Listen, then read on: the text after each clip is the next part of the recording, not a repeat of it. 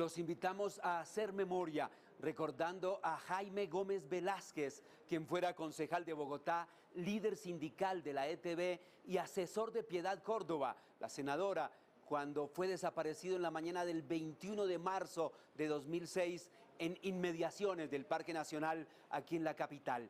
Gracias a la presión de sus familiares y amigos, el cuerpo sin vida de Jaime Gómez fue hallado un mes y 2 días después de su desaparición. Desde entonces han pasado 6 años y la Fiscalía no ha aclarado si se trató de un accidente o de un crimen. Para los familiares no hay duda, para Piedad Córdoba tampoco, de que se trató de un crimen de Estado. Vamos a recordar a Jaime Gómez. Bienvenidos.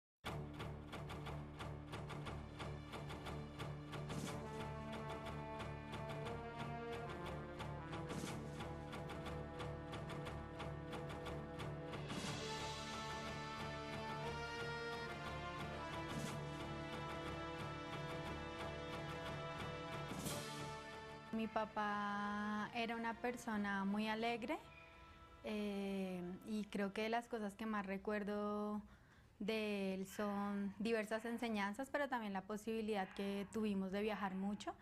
Creo que conocí el país en su compañía y creo que siempre guardaré de mi papá como pues unas enseñanzas vitales sobre el amor a ciertas cosas como al arte, al teatro. Compartíamos mucho alrededor de esto, alrededor del cine.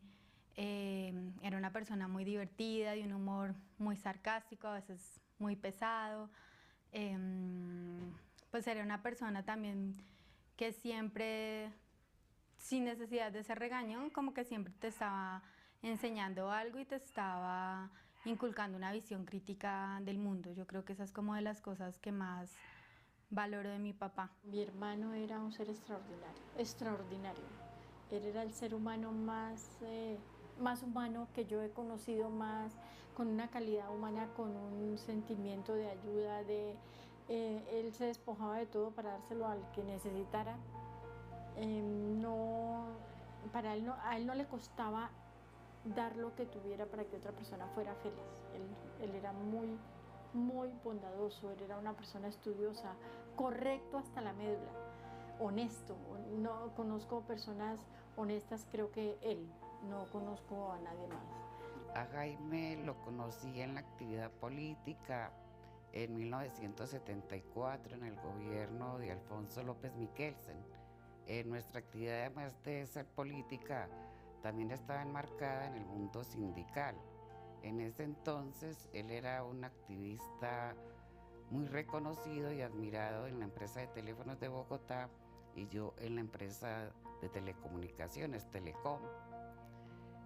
Jaime era un hombre supremamente comprometido con la causa de los trabajadores, se ganó la admiración, el cariño, el respeto.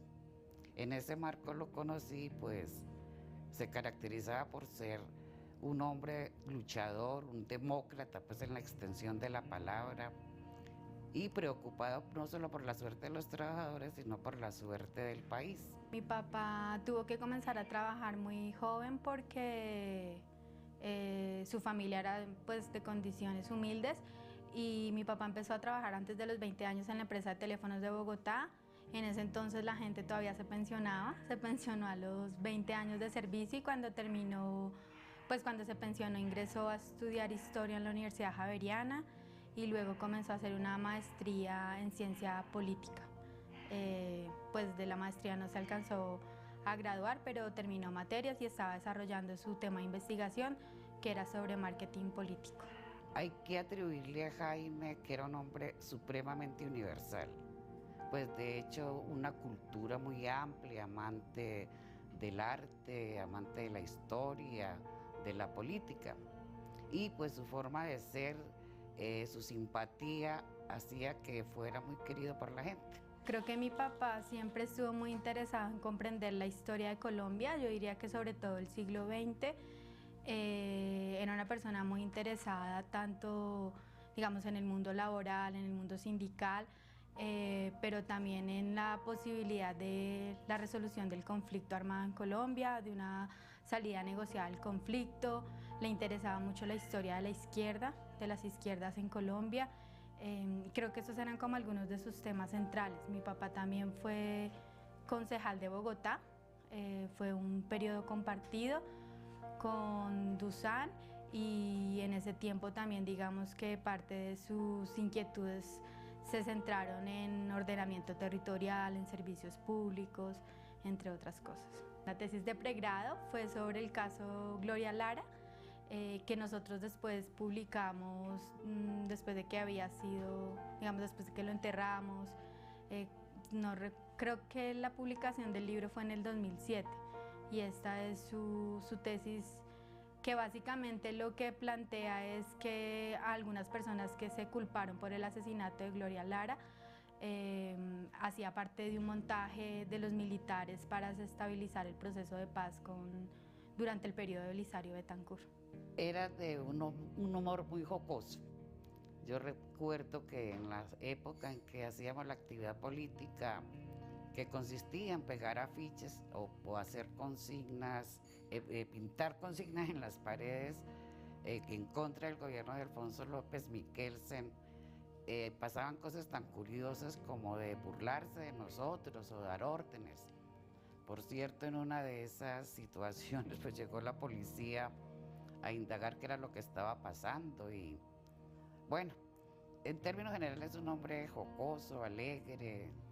Yo lo recuerdo con mucha nostalgia porque creo que uno de los batalladores más importantes en la búsqueda de la paz, en la cesación del conflicto, en la salida política y negociada fue Jaime Gómez, que murió precisamente producto de lo que es, y lo decíamos ahorita en la intervención inicial del evento, la mecanización, las prevenciones, los señalamientos, lo que ha venido entronizando como matriz de opinión el establecimiento de este país, que todo el que se oponga precisamente a un statu quo de miseria, de pobreza, se destroza, se acaba, y lo recuerdo y lo añoro cada vez más, porque creo que era muchísimo lo que a Jaime le faltaba por aportar y tenía para aportar en este país. Era como el papá también nuestro, ¿no? Nosotros toda la vida tuvimos mi padre, además que lo amaba. Y él estaba muy pendiente de todas nosotras, él nos peinaba, él nos embolaba los zapatos, para él éramos sus princesitas, somos 4 hermanas. Y entonces una vez yo estaba de cumpleaños, seguro a mi madre, éramos 8, pues seguro se le olvidó y ese día hice de pronto alguna pilatuna y me castigaron, entonces yo estaba llorando. Y él llegó con unas fresas con crema porque me encantaban. Y dijo, madre, ¿por qué está llorando la niña? Entonces ella seguro le contó, dijo, no, madre, pero la niña está de cumpleaños hoy. Y entonces eso a mí me quedó grabado de chiquitica. Entonces me trajo un libro, porque él nos enseñó a leer a todos, un libro y esas fresas con crema, y a mí se me olvidó todo el problema y me pareció de lo más lindo ese detalle. O sea, yo era muy chiquita y no creo que él se haya dado cuenta de la magnitud del acto, para que a mí me quedó grabado toda la vida.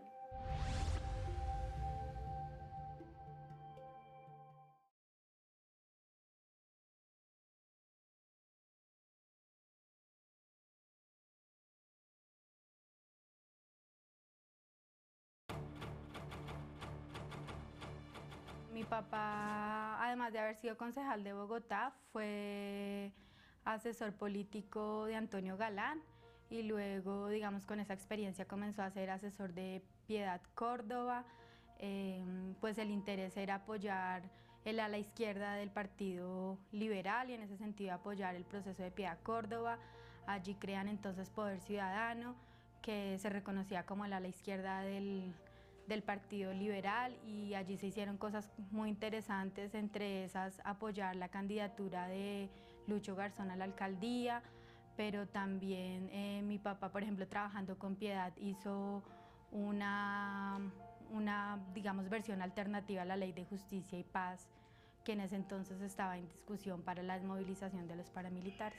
Mi papá nunca nos contó a nosotros, su familia más cercana, que se sintiese amenazado, pero parece que sí manifestó con algunos conocidos, con algunos amigos que se había sentido, por ejemplo, seguido en el centro de Bogotá, y creo que manifestó con otras personas como algunas situaciones de irregularidad. Recuerdo que Antes que lo desaparecieran, acababan de ser las elecciones a Congreso, a gobernaciones, Congreso en el 2006. Y un poco, pues en una reunión familiar sí manifestó un poco como que la situación del país estaba muy tensa, muy pesada, y lo manifestó de una manera que quizás no era usual. Y digamos que esto también ocurrió en el intermedio a que se efectuara las elecciones para presidencia, y en ese momento estaba Álvaro Uribe compitiendo para la reelección presidencial. Fue líder sindical de la empresa de teléfonos de Bogotá durante 20 años y era un gran orador. Las últimas fueron haciendo su campaña para el Consejo, cuando estuvo en el Consejo de Bogotá, y pues también desempeñándose como asesor de Piedad, asistía a varias reuniones donde, digamos, también se debatía como orador. Mi papá era del equipo más cercano de los últimos años, antes de su desaparición a Piedad Córdoba. Mi papá fue desaparecido en marzo del 2006 y yo no recuerdo, no sé exactamente cuántos años antes venía trabajando con Piedad, pero sí sé que era como pues parte del equipo más cercano de la senadora.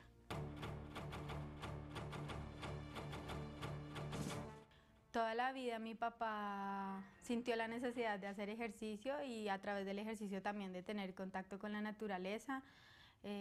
Pues para sus familiares, para sus primos y amigos eran muy conocidas las subidas a Monserrate, pero también a la parte de atrás del Parque Nacional.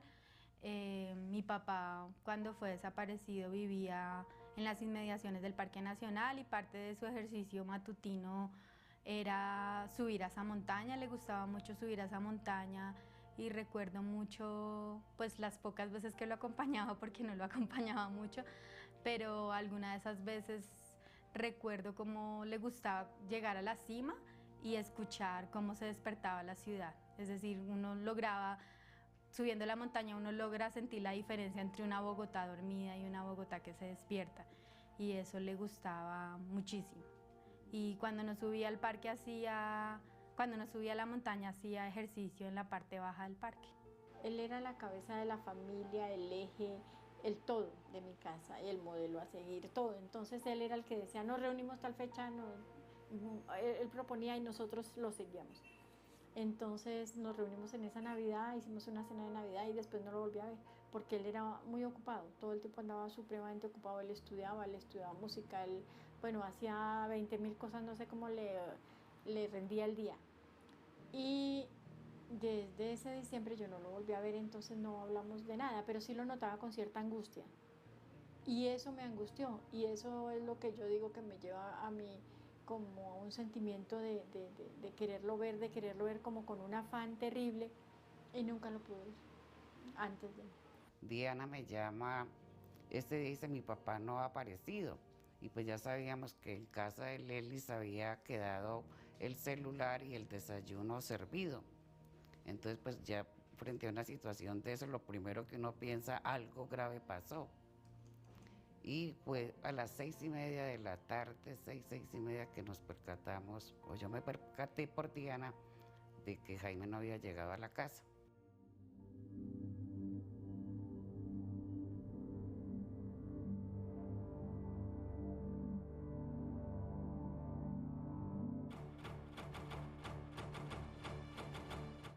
Mi papá subió el 21 de marzo del 2006 a la montaña, y pues solo hasta la noche nos percatamos que había desaparecido.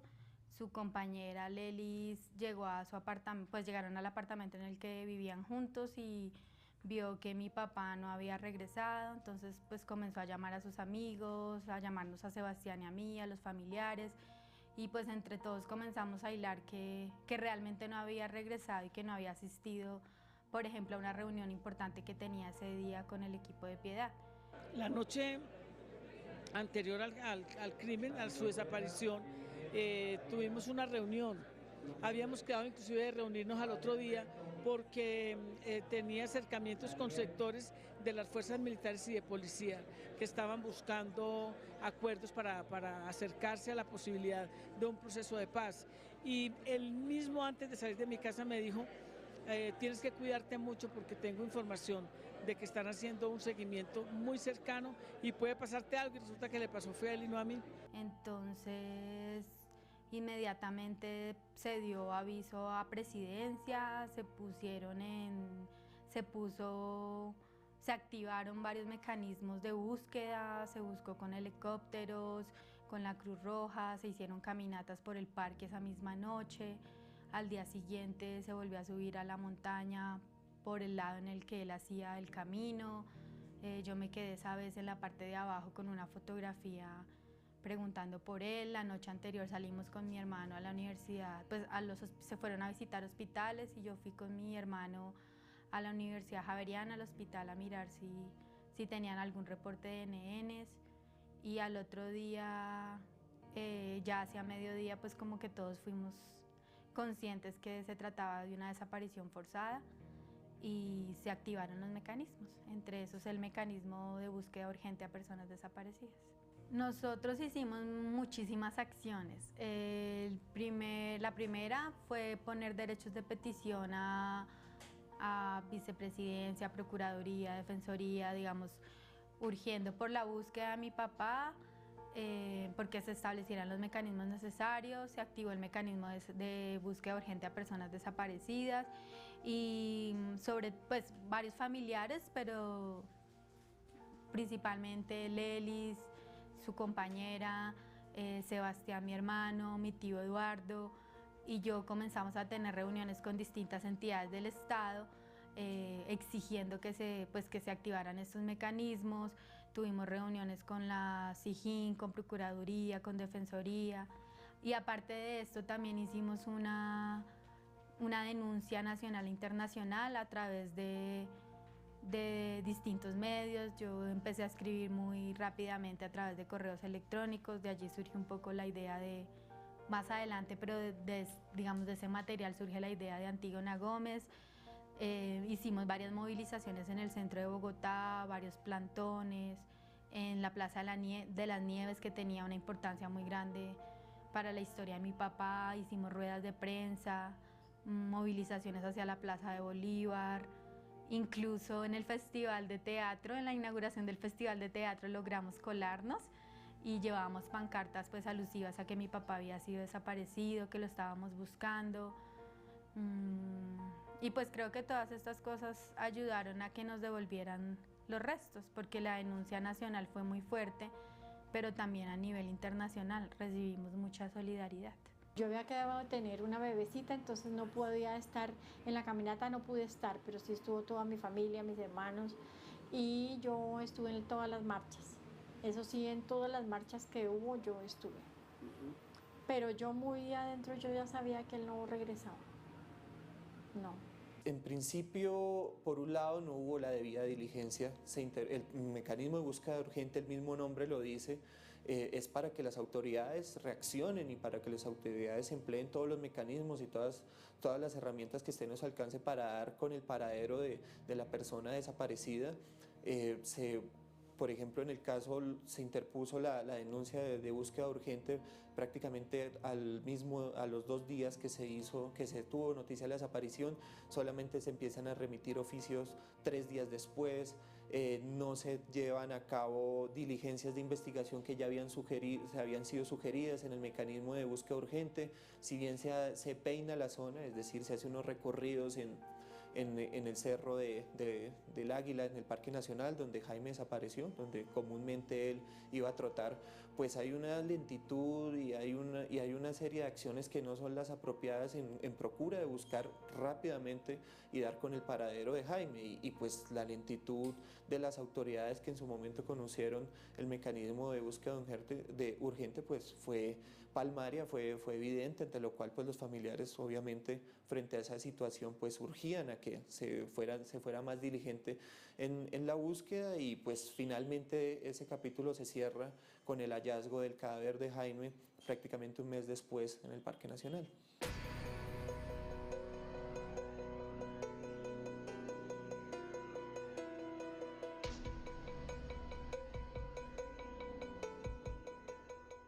Pues lo primero que se hizo fue descartar que hubiese sido un accidente.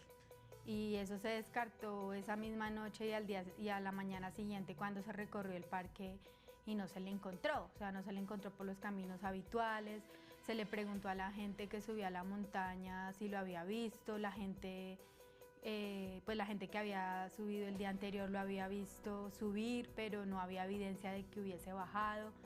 Hubo una persona que manifestó que lo había visto, la última persona de la que tenemos reporte, que ahora ya no recuerdo si fue ese día que nos contó o a los días siguientes, la última persona que lo vio llegar cerca a la avenida Circunvalar y ahí ya se pierde el rastro de mi papá. Y como se descartó el accidente y pues conocemos en qué país vivimos, porque digamos que somos una familia que conoce la historia y está politizada, por la cercanía también de trabajo con Piedad, por lo que Piedad estaba haciendo. Allí ya se fueron hilando cabos y varias personas que trabajaban con Piedad en distintas partes del país habían sufrido algún tipo de amenazas. Entonces hubo un hecho en Soacha, mi papá había visitado Soacha y allí habían hecho una advertencia que la gente de Piedad Córdoba no podía volver. Pasó un incidente en Barranquilla, un allanamiento a una persona que también trabajaba con Piedad. También pasó algo en Neiva parecido y también fuimos conociendo de hechos también en Ciudad Bolívar. Entonces allí como que también ya fue muy evidente para todos nosotros que se trataba de una desaparición forzada. Yo recuerdo mucho que eso fue un martes en la noche. El martes en la noche la casa de mi papá estaba llena de amigos. Estaba Piedad Córdoba, estábamos sus hijos y bueno, otros familiares, y allí entre todos pues como que comenzamos a hilar las cosas y pues como a pensar que era una desaparición forzada. A nosotros nos pasaron desde el principio, vivimos las irregularidades del Estado colombiano. Yo recuerdo mucho algunas reuniones con entidades como la SIJIN y Fiscalía, que se supone pues son las encargadas de buscar a las personas que están desaparecidas, y nosotros lo que sentimos en esos momentos era que primero se estaba desconociendo que era una desaparición forzada, segundo nos sentimos vulnerados porque en las preguntas muchas veces tendían a hacer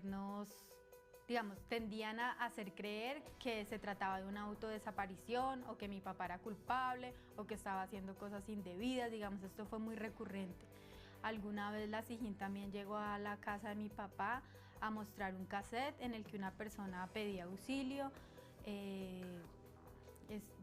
No era él, se notaba que era un montaje, pero además como que a través de ese montaje querían sacar información como muy personal, por ejemplo, de la relación entre la compañera de mi papá y mi papá. A mí varias veces en entrevistas en la calle, cuando hacíamos estas movilizaciones, después ya o al otro día o apenas se acaba la entrevista, yo me daba cuenta que eran entrevistas que no eran reales, que no eran de periodistas reales, sino que tenían otra intención. La misma SIJIN nos dijo que ellos infiltraban las reuniones que hacíamos, porque nosotros hicimos muchas reuniones preparatorias para las marchas, las movilizaciones, y así comenzaron una serie de irregularidades permanentes. Yo recuerdo que a los pocos días que mi papá fue desaparecido ya mi teléfono celular estaba intervenido, a las afueras de la casa de mi papá ya estaban carros sospechosos hasta horas muy tardes de la noche. Digamos que comenzamos a sentir estas distintas estrategias de intimidación, pero también que daban cuenta que algo extraño estaba pasando.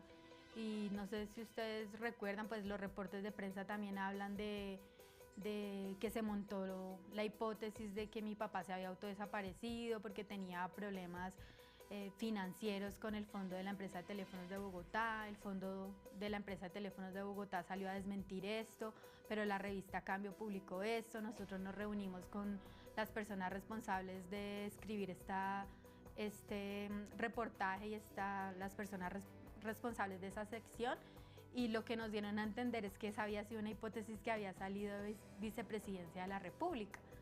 Esa hipótesis de que podía haber sido una autodesaparición por deudas. También como típicamente pasa en Colombia, se habló de crimen pasional o de desaparición pasional. O sea, llegaron a extremos grandísimos, como en una entrevista, a preguntarme si tendrían que ver algo mi mamá, la mamá de mi hermano o la compañera de mi papá. Digamos que durante todo el periodo en que lo estuvimos buscando, yo puedo hacer una lista, yo creo que inmensa, de irregularidades de la manera como se trató la desaparición de mi papá, y irregularidades que continúan cuando aparecen sus restos y luego con las hipótesis que circulan alrededor de qué fue lo que pasó.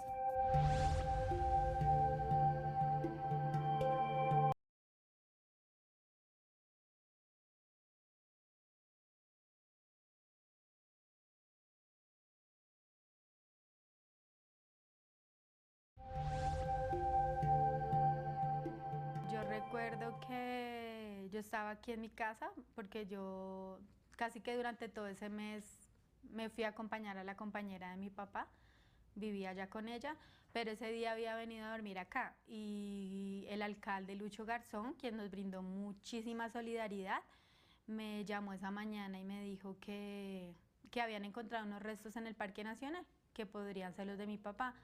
Yo recuerdo pues que yo le dije a Lucho, no, yo no creo, pero bueno, ya me arreglo y me voy para allá. Llegamos allá y cuando llegamos ya los restos habían sido levantados, pero con una serie de irregularidades. Primero, no fueron recogidos todos los restos óseos de mi papá. Segundo, el CTI no estaba en el levantamiento del cadáver, y cuando se presume desaparición forzada tiene que estar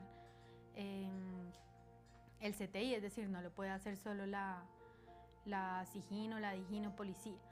Y luego allí ya comenzó un largo, digamos, como un tedioso camino, porque los restos de mi papá los llevaron a medicina legal, tenían que hacerle los estudios del caso, específicamente carta dental, y por la noche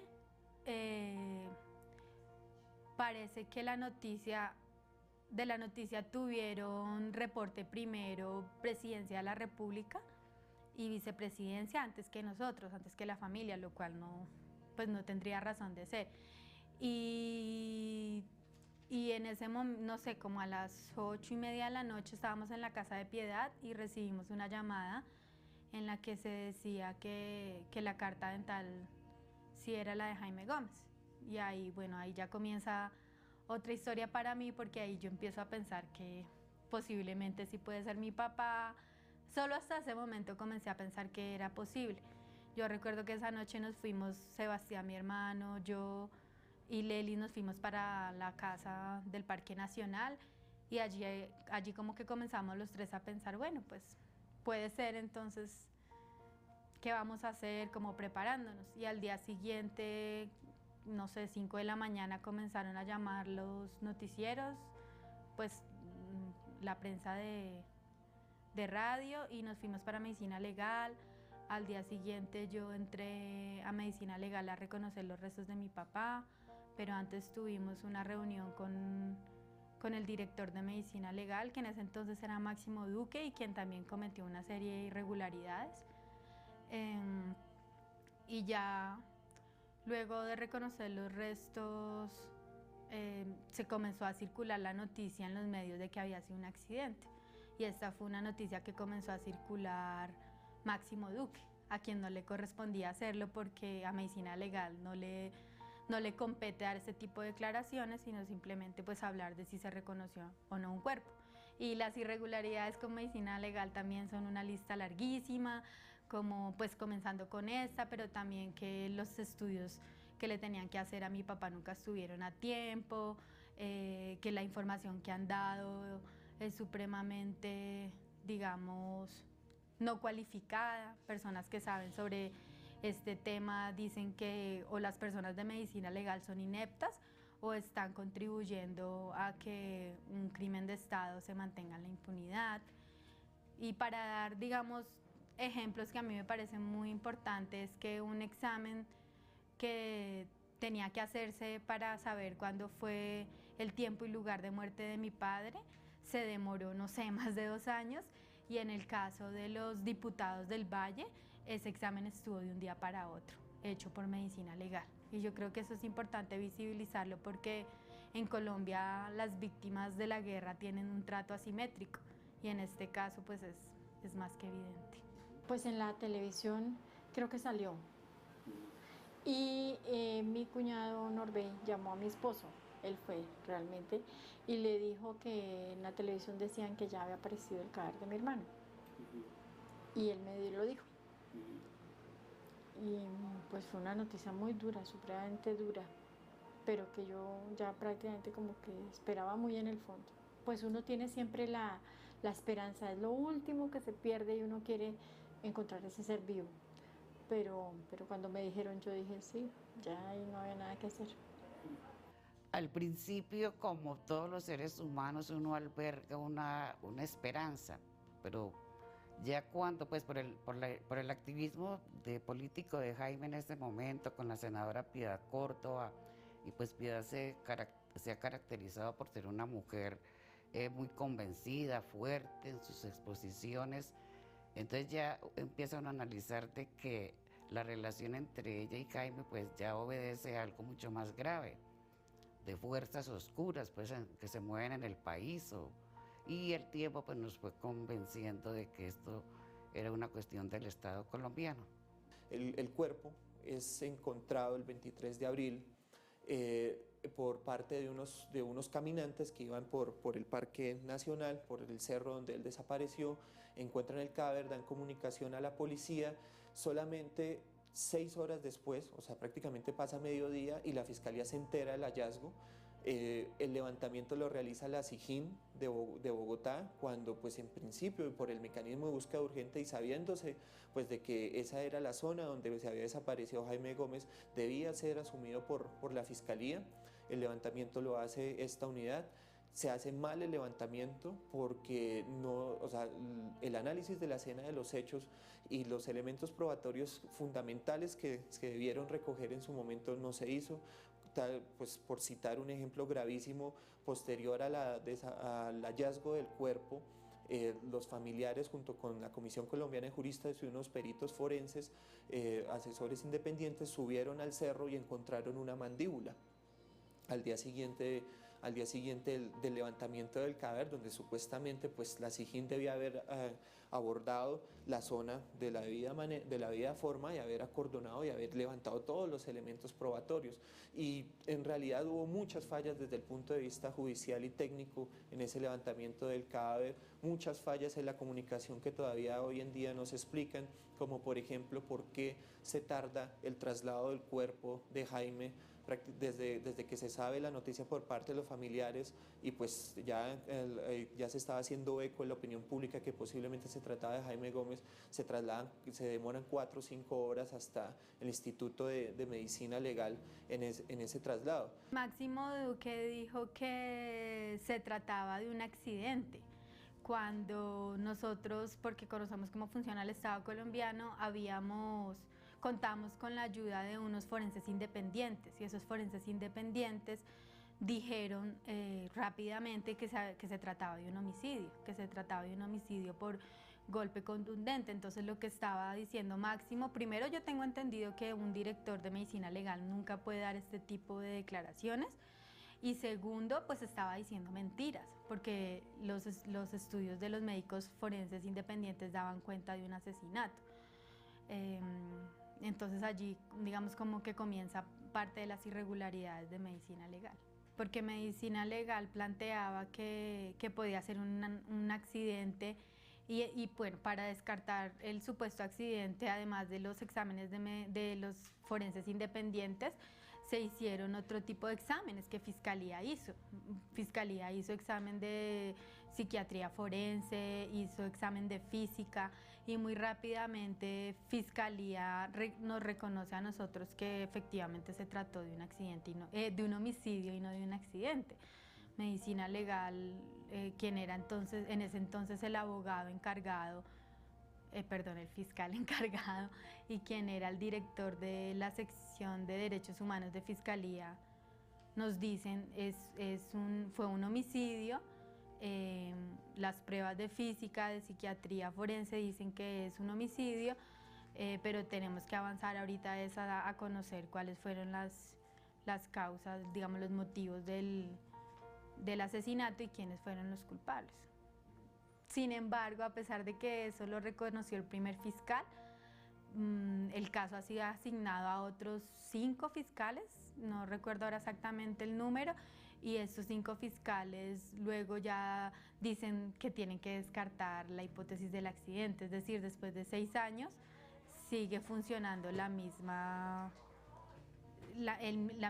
hipótesis desde el Estado, que fue un accidente, es decir, no se reconoce que fue un homicidio, a pesar que las pruebas dan cuenta de que fue un asesinato. Si se hubiera hecho de una forma adecuada, pertinente, con una comunicación oportuna a los familiares y oportuna a sus representantes y oportuna a la Fiscalía, porque valga recordar lo realizó fue la SIJIN de Bogotá, pues no estuviéramos en muchas de las dificultades que nos encontramos hoy en día, y dentro de lo cual pues el análisis de la escena de los hechos pues repercute en el estado en que se encuentra el proceso actualmente. Además de la carta dental, digamos que cuando yo entré a medicina legal sentí que era mi papá. Pues yo no puedo decir que lo haya reconocido porque la manera en que se encontraron los restos de mi papá no permitía decir que yo podía, digamos, reconocerlo, porque esa es otra cosa que no es clara, pero solo transcurrió 1 mes y 2 días y los restos de mi papá se descompusieron de una manera no común, lo cual puede dar cuenta de un tratamiento a la hora de la muerte, que también quisiera quitar las evidencias, por ejemplo, de tortura, de lugar de asesinato, de formas de asesinato. Creo que fue además muy fuerte porque por la misma época también estaba desaparecida mi hija y no pensé yo realmente que lo fuéramos a encontrar como lo encontramos. La noticia del hallazgo del cadáver, como fue, además no fue, era una calavera. Fue demasiado doloroso para mí, demasiado dolorosa porque Jaime fue torturado, fue brutalmente asesinado y yo no creo que esto se lo merezca ningún ser humano, pero Jaime muchísimo menos. Los restos de mi papá se encontraron en un lugar por el que él no caminaba, o sea, allí no podrían encontrarse sus restos porque él no caminaba por ese lugar. Y aparte de eso, cuando uno ve las fotografías al momento en que encuentran el cadáver, es obvio, por la manera en que están el cuerpo, es obvio que el cuerpo fue puesto allí. O sea, en las fotografías es muy evidente. Y cuando se hace el examen de física, porque los restos sí se encuentran en un lugar, es decir, los restos se ponen ahí para hacer pensar que es un accidente, porque se ponen en un hueco, digamos, donde hay una cierta altura. Pero los estudios que se hacen de física demuestran que el cuerpo, si hubiese caído, el cuerpo no hubiese podido quedar de la manera en que cayó, ni los golpes hubiesen sido esos que tenía. Y es absurdo también porque en ese tiempo circuló, cuando se dijo que era un accidente, que había estado varios días en el Parque Nacional.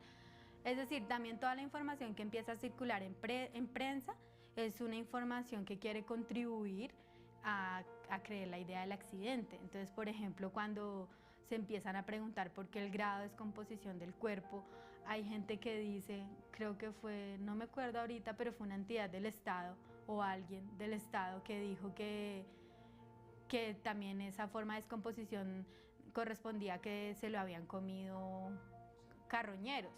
Y es absurdo porque cuando yo entré a medicina legal y vi las prendas de mi papá, sus prendas de arriba estaban intactas. O sea, ¿cómo se lo iban a comer los animales? Son animales inteligentes y selectivos que le quitaron la camisa y entonces se lo comieron. Es decir, hay una serie de irregularidades. El reloj de mi papá estaba completamente intacto. Un reloj a la intemperie, no sé, 1 mes y 2 días no estaría intacto, sus botas estaban intactas. Es decir, hay mucha evidencia que yo no debería estar contando ahora. Que dan cuenta de pues de que fue una manipulación y que la idea era hacer creer a la opinión pública que se trataba de un accidente. Para nosotros el cuerpo de mi papá lo tienen que entregar, porque usualmente con las desapariciones forzadas no se entregan los restos, aunque esto está cambiando en Colombia y es una de las formas en que muta la desaparición forzada. A nosotros nos lo entregan porque hicimos mucha presión, pero además hay que pensar en el contexto de ese momento, y el contexto de ese momento es la reelección de Álvaro Uribe. Y el presidente Álvaro Uribe, digamos, tuvo que ver algo con la hipótesis del accidente, porque él en los Estados Unidos dijo que en una reunión con congresistas demócratas, cuando le pidieron cuentas por el crimen de mi papá, él dijo que eso no era un crimen, que era un accidente y que él tenía cómo demostrarlo. Entonces, digamos que, pues que nosotros tenemos mucho más que evidencia para dar cuenta que esto se trata de un crimen de Estado. Bueno, de hecho, Colombia durante su historia, pues, o todos los países en América Latina tuvieron esta suerte, o la tienen muchos todavía, de las desapariciones forzadas, de luchadores populares, luchadores sociales, dirigentes sindicales, y que pues no cabe la duda, yo creo que ningún ciudadano o ciudadana colombiana le puede caber duda de que el Estado no agencia este tipo de desapariciones. Pues digamos que durante el tiempo que estuvo desaparecido y cuando se encontraron los restos, los distintos medios de comunicación estuvieron muy atentos, cada uno con tratamiento distinto sobre lo que había ocurrido. Muchos medios digamos que replicaron como la versión oficial, pero también trataron de contrastarla. Hubo otros medios que tuvieron un tratamiento distinto de la noticia. Creo que City TV tuvo un tratamiento distinto de la noticia, Canal Capital, Telesur. La revista Semana también fue un poco más cuidadosa, tratando de contrastar como las opiniones, pero en general hubo mucho cubrimiento de prensa y digamos como un esmero por también tratar de tener en cuenta el punto de vista de la familia, aunque eso hay que decirlo que tampoco es muy usual en los medios de comunicación, y también el cubrimiento que tuvimos nosotros pues tiene que ver con el hecho de que mi papá trabajaba con una personalidad como Piedad Córdoba. Pues yo creo que en general para todas las personas que estábamos cerca y trabajando en la búsqueda de mi papá se trataba de una desaparición forzada, y luego también creo que fue claro para la mayoría de nosotros de que se trataba de un crimen de Estado y que tenía relación con el trabajo que desarrollaba mi papá con Piedad Córdoba. Digamos que la idea de Antígona surge, yo creo que bueno, yo traté de no ser una Antígona durante el tiempo que estuve buscando a mi papá, creo que fue algo a lo que me negué permanentemente, siempre tuve la esperanza de encontrarlo con vida. Y yo lo que trataba era como de recrear porque hago teatro, trataba de recrear una Penélope activa, digamos como la mujer que está esperando el regreso de un ser querido, pero no en este caso en la casa, sino pues activamente en lo público, en la calle. Pero la idea de Antígona surge ya en el 2007, luego de que pues enterramos a mi papá, que se terminó el 2006, y surge como una idea de no renunciar a los derechos a la verdad y a la justicia, porque recuerdo mucho que un amigo cercano me dijo, Diana, también hay que olvidar, y a mí eso me quedó resonando mucho y yo dije, no, yo tengo derecho a la verdad y yo quiero conocer la verdad de qué fue lo que pasó con mi papá, y también tengo derecho a la justicia y voy a luchar por ambas cosas. En un ejercicio de memoria también. Usualmente o típicamente en las desapariciones forzadas los cuerpos no aparecían, los restos, o se demoraban mucho en aparecer, o cuando aparecían era porque los familiares y los abogados habían logrado a través de las investigaciones encontrarlos, como es el caso del hijo de Fabiola Lalinde, que después de mucho tiempo de búsqueda encuentran los restos. Ahora siento que las personas, y porque se puede ver en otros casos, por ejemplo el de Guillermo Rivera, que es muy parecido al de mi papá, los restos terminan apareciendo, esa es una de las características. Otra es que ya las desapariciones forzadas no solo ocurren por razones políticas, Un tipo de desaparición forzada que se tipifica de otra manera son los falsos positivos, los mal llamados falsos positivos, que también suponen la desaparición de una persona, pero pues que luego ya vimos cómo se desarrolló cómo se encontraron estas personas que eran desaparecidas. Y otra mutación también es que, por ejemplo, en zonas como el Pacífico, algunas personas, sobre todo mujeres, son desaparecidas, son violadas y luego son encontrados sus cuerpos. Y parece que esto también es hecho por los paramilitares y también por algunas estructuras del Estado. Es decir, yo sí creo que han habido algunos cambios en términos de la desaparición forzada que uno puede rastrear, sobre todo del 2000 para acá. Los restos de mi papá están en el cementerio central.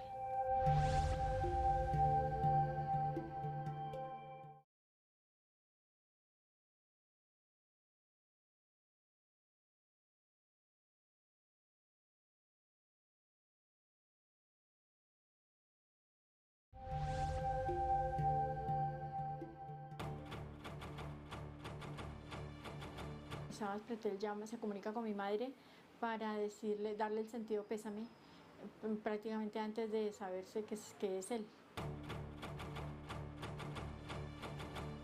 Pues el solo hecho de que el mismo gobierno haya torpedeado en su momento la llevada del cadáver a medicina legal, que la gente de medicina legal se hubiera puesto a disposición de la familia y de quienes éramos sus amigos para dar garantías y poder saber de qué había sido asesinado, pues da cuenta de que fue un crimen cometido desde el Estado. Además, se han dado muchísimas evidencias, muchísimos elementos para concluir que fue una persecución en razón, entre otras cosas, de una propuesta de justicia y paz en ese momento para hacerle frente al paramilitarismo que se había trabajado con él y que se alcanzó a radicar en el Congreso de la República por mi parte. Un crimen de Estado porque es absolutamente claro que este crimen lo cometió el gobierno. He tocado varias puertas frente a jefes paramilitares para tener conocimiento de qué pudo ser, pero estoy casi convencida que fue el Bloque Capital el que tuvo que ver en el asesinato de Jaime. Que a mi papá se le recuerde como una persona que entregó su vida a construir otro tipo de país. Mi papá desde muy joven fue militante de la izquierda. Fue una persona que consideró que habían cosas en esta sociedad que cambiar, entre ellas las desigualdades económicas, las desigualdades de acceso al poder también, las desigualdades en derechos tan básicos como la educación y la salud, y alguien que se preocupó mucho por Bogotá. Yo creo que parte de la historia de mi papá está supremamente ligada a Bogotá, al trabajo, y también a la historia del país y al país. Yo creo que mi papá era una persona que consideraba necesario encontrar un punto de resolución al conflicto armado en Colombia. Yo quiero que se le recuerde también como una persona alegre, feliz, inteligente, una persona también autodidacta y una persona que disfrutó, yo creo que cada momento de su vida. Que lo recuerden como un ejemplo de vida, que lo recuerden como de las poquitas personas honestas que quisieron darle a Colombia o a Bogotá otro sentido de hacer política, otra forma de vida. Quisiera sobre todo eso, que lo tomaran como ejemplo, la juventud, para que más personas como él, uniéndose, pudieran realmente darle un giro a esta situación que ya no es ni en Colombia, sino en el mundo, de diferencias abismales entre unos y otros. Pues por la historia de mi papá, por estar ligado a la historia, digamos, al trabajo de Piedad Córdoba, pero también por ser un crimen de Estado que parece que involucra a altas esferas de los militares y del gobierno.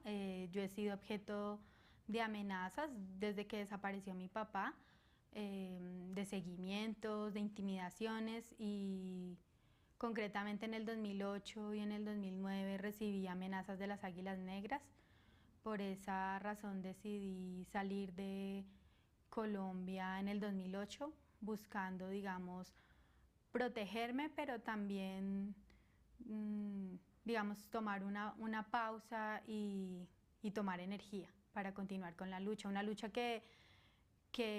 pues que no ha cesado, digamos.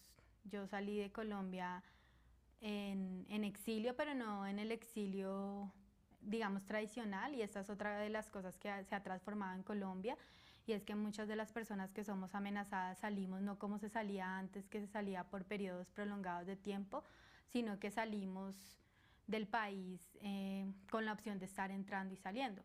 Y en esas entradas y salidas del país, digamos que cada vez que regreso a Colombia, algún tipo de intimidación recibo. En esos años ha sido muy usual que a la casa llaman con información errada, y cuando uno regresa a la llamada contestan de la SIJIN o del Gaula o de Fiscalía, digamos, de distintas dependencias del Estado, y estas son formas de intimidación que lo que buscan es, pues evidentemente, que nosotros paremos la búsqueda de la verdad y de la justicia. El Estado debe reconocer que ha sido una entidad que ha vulnerado los derechos humanos de los colombianos y que ha cometido crímenes. Y yo creo que si estamos hablando de construir paz, la paz pasa por reconocer que el Estado ha cometido estas violaciones, que aunque suene duro ha sido un Estado criminal, y que solo con verdad y justicia es posible avanzar hacia una sociedad en paz y reconciliada hacia el futuro. Aunque, bueno, creo que el término reconciliación también es bastante problemático. Yo creo que es una obligación del Estado dar la respuesta a esto, y la verdad es lo más importante para toda la familia. En este caso, la verdad que a mí más me interesa es saber quiénes mandaron a matar a mi papá y por qué lo hicieron, y que esta desaparición y este crimen se conecte con las otras desapariciones y crímenes que han cometido en Colombia, Es decir, para mí no tiene sentido conocer la historia de mi papá sin que esto se enlace con lo que ha ocurrido en el país por hace bastantes décadas. Es decir, mi papá no es un caso aislado, sino que es parte de una estrategia sistemática de desaparición de las personas que políticamente piensan distinto al Estado y a la política hegemónica de este país. Yo me reconozco víctima en el sentido en que sufrí vulneración de mi padre, pero yo soy parte de organizaciones de derechos humanos y de organizaciones que desde lo generacional buscan verdad y justicia y buscan procesos de memoria, como Hijos e Hijas por la Memoria y contra la Impunidad, y allí digamos que problematizamos mucho la categoría de víctima, en el sentido en que también es una imposición desde el Estado. Queremos romper con esas visiones que son muy estereotipadas de las víctimas, y nos reconocemos más como sujetos políticos que desde esa condición estamos buscando cambios estructurales del país, cambios que pasan para nosotros por procesos de memoria y también por procesos de rechazo a la impunidad social. No es solamente la reparación y la justicia con la familia, sino con todos los que éramos sus amigos y con la sociedad colombiana en general, porque la sociedad colombiana, el país en general, perdió en Jaime un elemento fundamental, un gran ser humano, un soñador, y él, como él mismo, era una gran esperanza para construir otros escenarios para la paz de este país.